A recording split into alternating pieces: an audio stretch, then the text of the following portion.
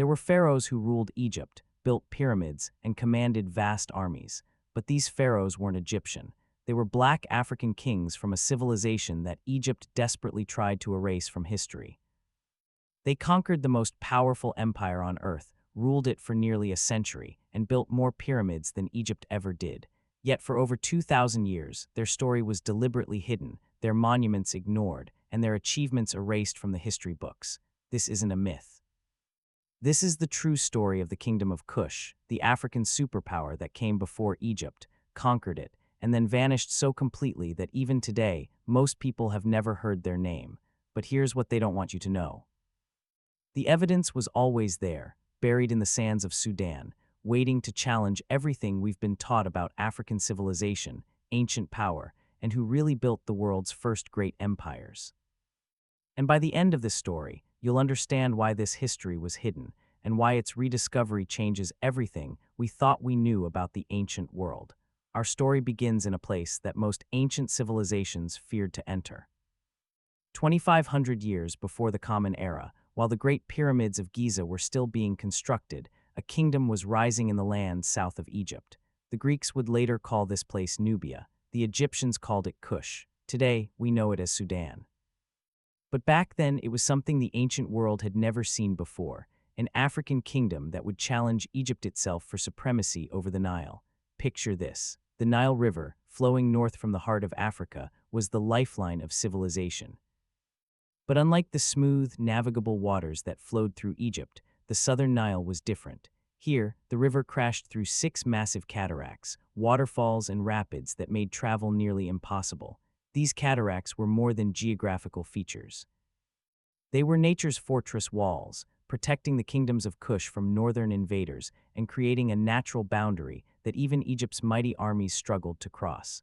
The land itself was a study in contrasts. Where Egypt had endless desert punctuated by the narrow green ribbon of the Nile, Kush had something more. Rich grasslands stretched beyond the river valley. Acacia forests provided timber that Egypt desperately lacked, and beneath the ground lay something that would make Kush the envy of the ancient world: gold. Not just gold deposits, but veins so rich that the Egyptian word for Kush, cash, literally meant gold.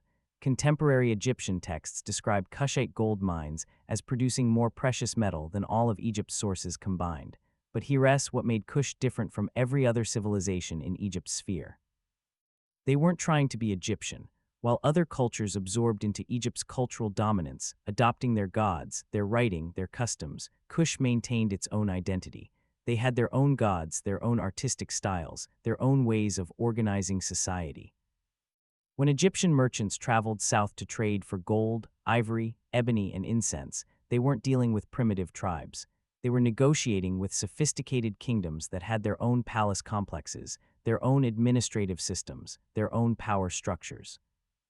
The early Kushite capital of Kerma, established around 2500 BCE, wasn't a collection of mud huts. Imagine a city with massive fortification walls, towering religious structures called defufas that rivaled Egypt's temples in size, and royal burial complexes that demonstrated a level of wealth and organization that shocked Egyptian visitors. Archaeological evidence reveals that Kerma's central religious building, the Western Defufa, stood over 60 feet tall and covered more than 17,000 square feet. This was monumental architecture at a scale that demanded thousands of workers, complex engineering, and centralized political authority. What the Egyptians couldn't have foreseen was that this kingdom they traded with, sometimes allied with, and occasionally skirmished with, would one day reverse the power dynamic entirely. But to understand how Kush achieved the impossible, how they conquered the conquerors and ruled Egypt itself, we need to go back to the moment when everything changed. The moment when Egypt decided that trade wasn't enough, that they wanted not just Kushite gold, but Kushite territory itself. The year was 1500 BCE. Egypt was entering its most powerful era, the New Kingdom, and Pharaoh Thutmose I looked south with ambitious eyes. For centuries, Egypt had been content with trade relationships, extracting wealth from Kush through commerce. But now, with a reorganized military and expansionist ideology, Egypt wanted direct control. Thutmose I launched a military campaign that pushed deep into Kushite territory, past the cataracts that had protected Kush for generations, establishing Egyptian fortresses and administrative centers throughout the region. Here's the fascinating part. Egypt didn't just conquer Kush militarily, they attempted something far more systematic: cultural assimilation. Egyptian governors were installed in Kushite cities. Egyptian temples were built to Egyptian gods. Kushite princes were taken to Egypt, raised in the pharaoh's court, educated in Egyptian ways, and returned home as Egyptianized rulers meant to govern their own people on behalf of their conquerors. For nearly 500 years, Kush existed as an Egyptian province, its gold flowing north, its people serving Egyptian interests, its identity slowly being absorbed into the Egyptian cultural sphere. But here's what Egypt's rulers didn't understand: cultural conquest is never as complete as it appears. Yes, Kushite elites learned to speak Egyptian. Yes, they adopted Egyptian religious practices and built temples to Egyptian gods. Yes, they wore Egyptian-style clothing and used Egyptian hieroglyphics. But underneath this Egyptian veneer, Kushite identity never disappeared. Instead, something remarkable happened. The Kushites became more Egyptian than the Egyptians themselves, adopting not just the culture but the ideology, the religious orthodoxy, the ancient traditions that Egypt itself was beginning to abandon. What Kush created wasn't just mimicry, it was a synthesis. By 800 BCE, as Egypt's new kingdom collapsed into political fragmentation, as the once unified empire split into competing regions ruled by Libyan dynasties in the north and local rulers in the south, Kush had transformed. They had absorbed Egyptian culture so completely that they saw themselves not as conquered subjects, but as the true inheritors of Egyptian tradition. And they had a powerful military, rich gold resources, and control over trade routes that Egypt now desperately needed. This brings us to 740 BCE and the decision that would shock the ancient world. A Kushite king named Piye looked north at the fractured, fighting remnants of the Egyptian empire and made an audacious calculation. Egypt wasn't ruling Kush anymore. Egypt couldn't even rule itself. The land of the pharaohs had descended into chaos, with local rulers fighting each other, temples falling into disrepair, and the ancient religious traditions being ignored by Libyan dynasties more interested in power than piety. Piye, a devout follower of the Egyptian god Amun, decided that if Egypt wouldn't honor its own traditions, Kush would do it for them. The conquest that followed wasn't what you'd expect. Piye didn't burn Egyptian cities or slaughter Egyptian armies. Instead, he launched a campaign of religious restoration wrapped in military might. A massive stone stela erected by Piye, discovered in the Temple of Amun at Jebel Barkal, and now one of the most important historical documents from this period, describes his campaign in extraordinary detail. He presented himself not as a foreign conqueror, but as a legitimate pharaoh restoring Ma'at, the Egyptian concept of cosmic order and justice. Picture the scene. Piye's armies moved north, and rather than resisting, Egyptian cities opened their gates. Local rulers, seeing Kushite military strength and Piye's devotion to Egyptian religious orthodoxy, submitted. Contemporary accounts describe how Piye would enter conquered cities, go immediately to the local temple, perform the proper religious rituals, and only then accept the submission of local leaders.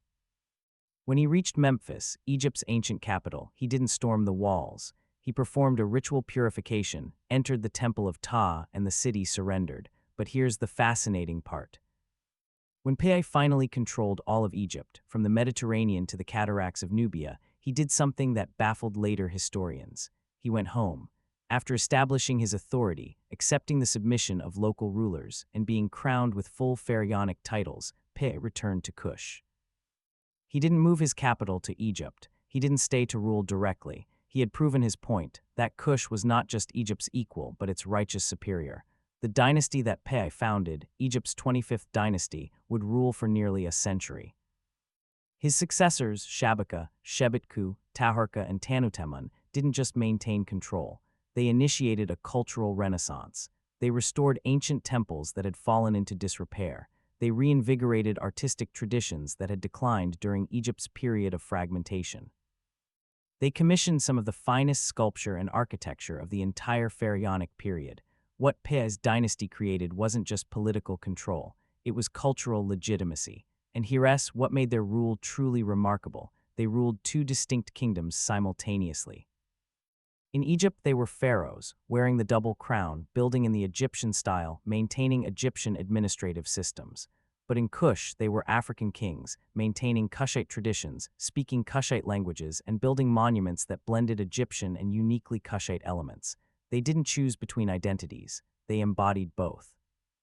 The architectural achievements alone are staggering. While ruling Egypt, the Kushite pharaohs didn't abandon their homeland. They built extensively in both regions. But in Kush itself, they initiated a pyramid-building program that would eventually produce more pyramids than exist in all of Egypt. The pyramids of Meroe, El-Kuru, and Nuri aren't as large as Egypt's Great Pyramids, but they're more numerous. Over 200 pyramids dot the Sudanese desert, steep-sided monuments to Kushite royalty that continued to be built for over 1,000 years. If you're still here, this story is about to take a darker turn. Because what the Kushite pharaohs built in terms of power and cultural achievement would be tested by an enemy from the east, and the consequences would reshape not just their kingdom, but the entire balance of power in the ancient world. So don't forget to hit that subscribe button, because what happens next will show you how even the mightiest empires can fall to forces they never saw coming. So stay tuned. By 671 BCE, the Kushite pharaohs faced an enemy unlike any they'd encountered before. The Assyrian Empire, based in Mesopotamia, was expanding westward with a military machine that terrified the ancient world. They had iron weapons when most armies still relied on bronze. They had siege engines, cavalry tactics, and a systematic approach to conquest that left devastated cities in their wake. And they wanted Egypt. The Kushite pharaoh Taharqa was no weak ruler. He had spent decades consolidating power, building alliances, and fortifying Egypt's defenses. But here's the fascinating part about what happened next. The Assyrian invasions weren't a single catastrophic defeat. They were a grinding series of campaigns that exposed a fundamental weakness in the Kushite position. Egypt, the prize they had conquered, was now a liability. It was too far north, too exposed to Mesopotamian power, and too difficult to defend with supply lines stretching all the way back to Kush. The Assyrian king Esarhaddon invaded Egypt in 671 BCE, and Taharqa was forced to retreat south. He returned and recaptured Memphis. Then the Assyrians came back under Esarhaddon's successor, Ashurbanipal, with an even larger force. This time, they didn't just take Memphis. They pushed all the way to Thebes, the ancient capital of Upper Egypt, and a city that had stood for over 1,000 years as a symbol of Egyptian power. In 663 BCE, Assyrian forces sacked Thebes, looting its temples, destroying its monuments, and breaking the psychological hold that the city had on the Egyptian imagination. The devastation was so complete that even the Bible mentions it. The Hebrew prophet Nahum, writing decades later, would ask rhetorically whether Nineveh, the Assyrian capital, was better than Thebes, describing how the great Egyptian city went into captivity, and her young children were dashed to pieces at the head of every street. This wasn't just military defeat. It was civilizational trauma, but the real crisis was that Egypt itself turned against its Kushite rulers. Local Egyptian leaders, seeing the Assyrians as the new dominant power, began to side with the invaders.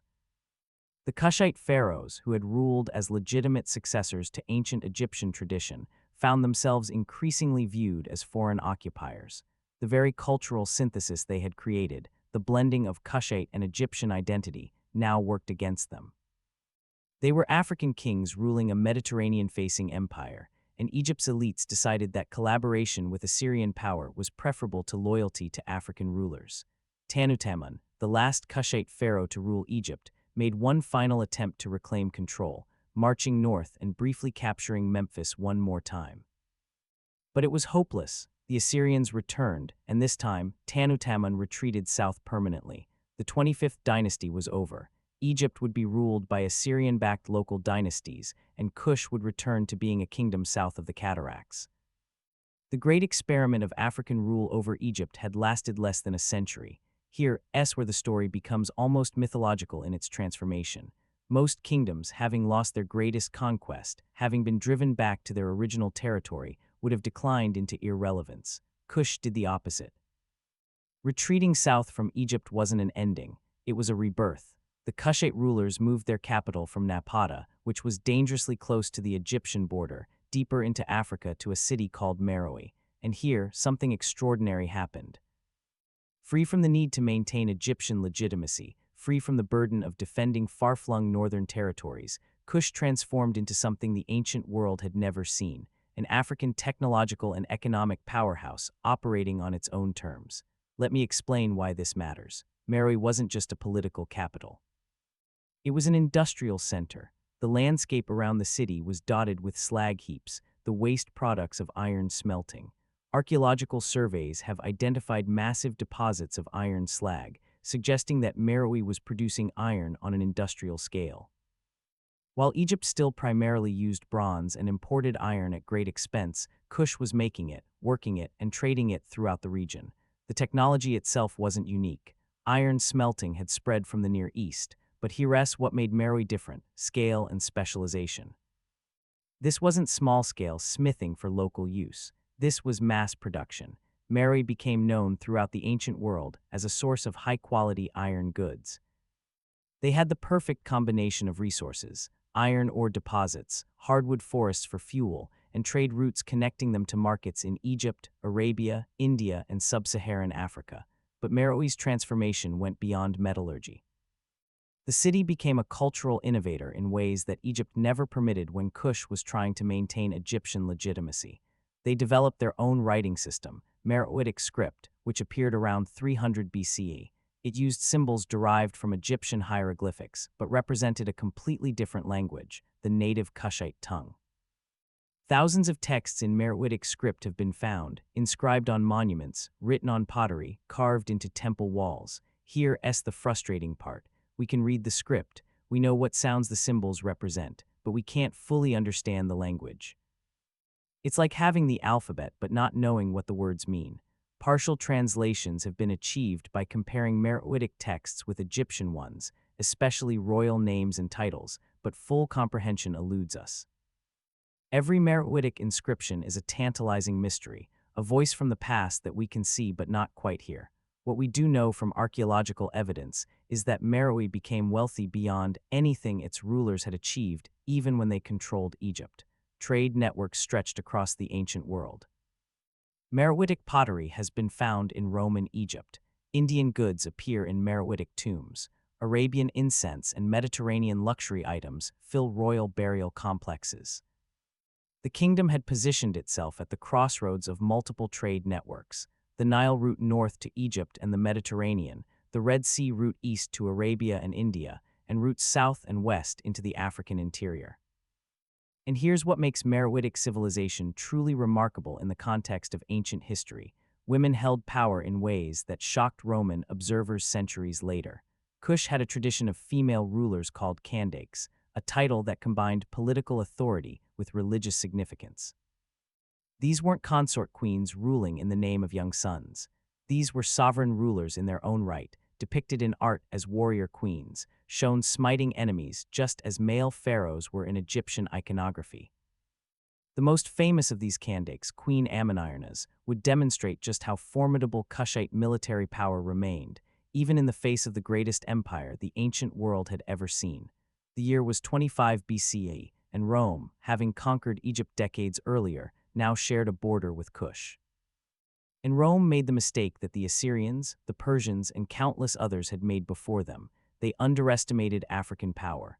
When Roman forces, under the command of the prefect of Egypt, pushed south past the traditional border and occupied Kushite territory, Ammonirnas didn't negotiate. She struck back with devastating force. Kushite armies, led by the queen herself, according to contemporary accounts, stormed north, captured Roman forts, and sacked several towns in southern Egypt. They even captured statues of the Roman Emperor Augustus, beheading them symbolically and burying one beneath the steps of a temple so that every person entering would walk over the representation of Roman power. The Romans responded with overwhelming force, as they always did when challenged. They marched an army south, besieged the Kushite city of Napata, and seemed poised to do to Kush what they had done to Carthage, to Corinth, to Jerusalem, complete destruction. But here's the shocking part: they didn't. Because Ammonirnas did something that very few rulers in history managed. She fought Rome to a stalemate. The war dragged on for years. Roman forces found that fighting in Kushite territory, past the cataracts, far from their supply lines, in unfamiliar terrain against an enemy that used guerrilla tactics and knew how to exploit the desert, was nothing like conquering Celtic tribes in Gaul or Greek cities in the east. And Ammoniernas, according to the Roman historian Strabo, was a formidable opponent, described as a woman who had lost an eye in battle and yet continued to lead her armies personally. Eventually, exhausted by a conflict that was draining resources with no clear path to victory, Rome negotiated. Not a surrender, a negotiated settlement. The Treaty of Samos, established around 20 BCE, set the border between Roman Egypt and Kush at a point that gave Kush back most of its territory. Rome even remitted taxes that Kush had previously paid. It was one of the few times in Roman history that they fought an enemy to a draw and accepted terms that weren't complete subjugation. Visualize what this meant. At the height of Roman power, when Augustus was transforming Rome from a republic into an empire, when Roman legions were conquering Germany and pacifying Spain, an African kingdom led by a one-eyed warrior queen forced Rome to accept a negotiated border. This wasn't a minor skirmish. This was a multi-year war that Roman sources acknowledged they couldn't win at an acceptable cost. For the following centuries, Meroe thrived. The archaeological record shows continuous construction, extensive trade, and cultural development. Pyramids continued to be built for royal burials. Temples were constructed blending Egyptian, Greco-Roman, and uniquely Kushite architectural elements. Art flourished in distinctive styles that can't be mistaken for Egyptian imitation. This was an independent African civilization, creating its own cultural expressions while engaging with the wider ancient world on its own terms, but nothing lasts forever. By the 3rd century CE, new pressures emerged. Climate change was making the region drier. Trade routes were shifting as Rome's power waned and new kingdoms rose to the south and east. The Kingdom of Aksum, centered in what's now Ethiopia and Eritrea, was growing powerful and challenging Kushite control over trade routes. When the final collapse came, sometime around 350 CE, it wasn't a single catastrophic event.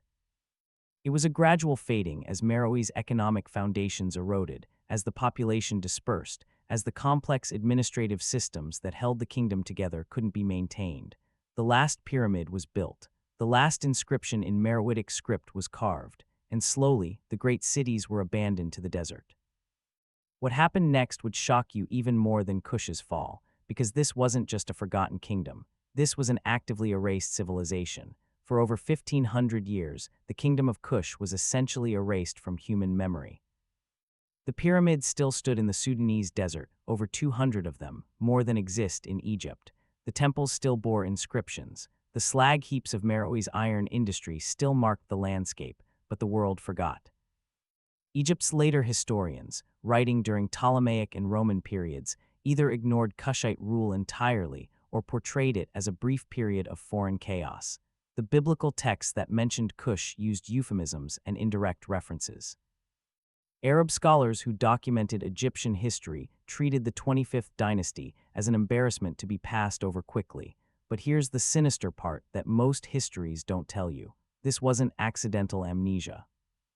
When European archaeologists began exploring Egypt in the 18th and 19th centuries, they found abundant evidence of Kushite civilization.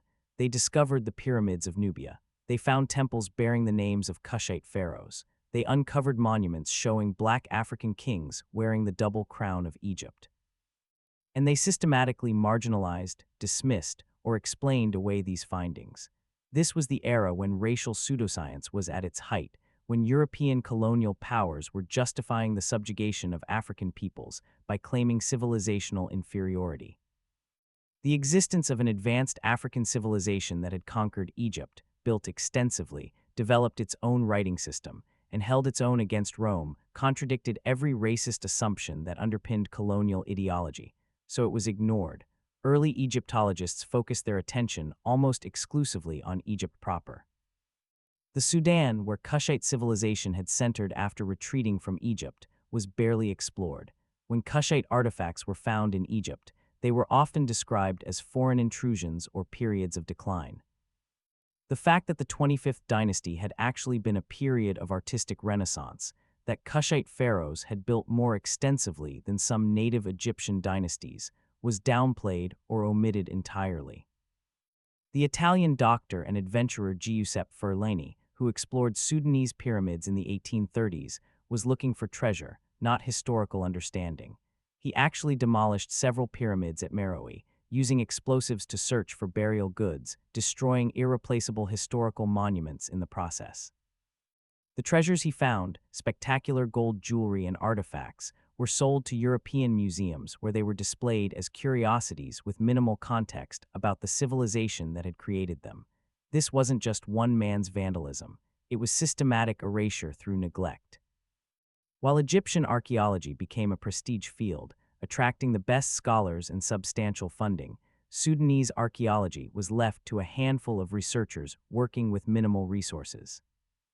The region's political instability, its distance from major colonial centers, and the uncomfortable questions its monuments raised about African capability meant it remained a backwater of archaeological study well into the 20th century. Over the following decades, as African independence movements challenged colonial rule, as civil rights movements in America and Europe challenged racist ideologies, the historical narrative began to shift, but the damage was done. Generations had grown up with history books that portrayed ancient Africa as primitive tribes existing in the shadow of great civilizations elsewhere. The Kingdom of Kush, which had ruled Egypt, traded with India, fought Rome, and built technological and economic systems that rivaled anything in the ancient Mediterranean, was virtually unknown outside specialist academic circles. But the most shocking part of this story is what happened to our understanding in just the last few decades. Because as Sudan gained independence, as African scholars began reclaiming their own history, as new archaeological techniques allowed for more sophisticated analysis of ancient sites, the true scale of Kushite civilization began emerging from deliberate obscurity. It wasn't until the 1960s and 1970s that systematic, well-funded archaeological projects began serious work on Kushite sites. What they found was staggering. The scale of Meroe's iron production was far greater than early reports had suggested.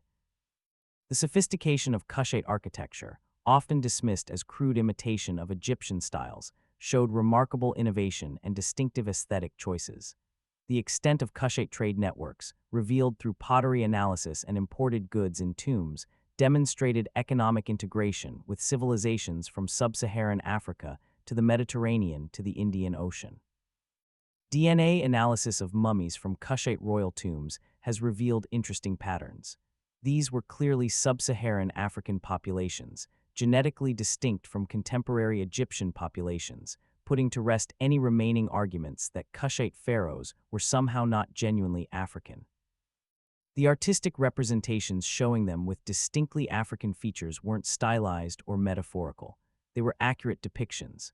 Modern remote sensing technology, including satellite archaeology and ground-penetrating radar, has revealed that known Kushite sites are just the beginning. Hundreds of potential archaeological locations in Sudan remain unexplored, suggesting that our current understanding of Kushite civilization represents only a fraction of what existed. Every new excavation reveals more complexity, more sophistication, more evidence that this was a civilization that deserves to stand alongside Egypt, Mesopotamia, and the classical Mediterranean in any comprehensive account of ancient history.